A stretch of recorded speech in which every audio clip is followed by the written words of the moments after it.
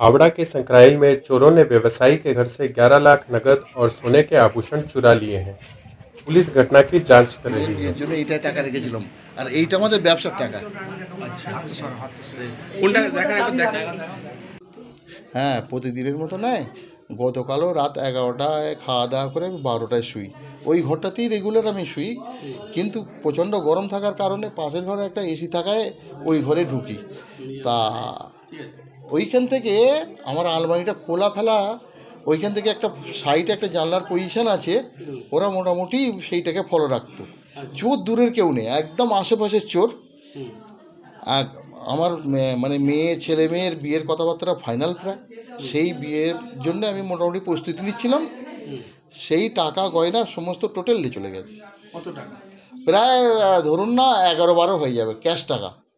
11-12 কি? হ্যাঁ, 11-12 লাখ টাকা। আর গয়না? গয়না 3টে গয়না অনেক দিন আগে কিনেছিলাম, খেয়াল নেই, 3টে গয়না ছিল।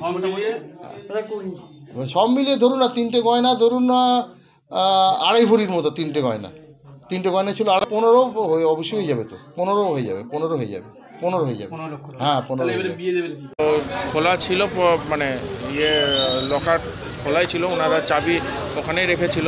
এটা এমন না যে ব্রেকিং হয়েছে, হাউস ব্রেক করে ঢুকেছে বা দরজা ব্রেক করে, সেরকম নজরও পড়লো না।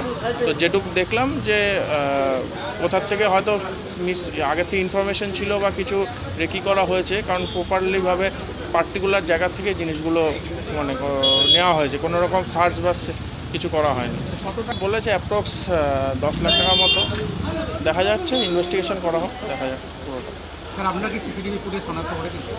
দেখছি এখনও প্রাইমারি ইনভেস্টিগেশন চলছে, ফার্দার ইনভেস্টিগেশন চলবে। সেক অফ ইনভেস্টিগেশনে বেশি কিছু বলা যাবে না। ঠিক আছে।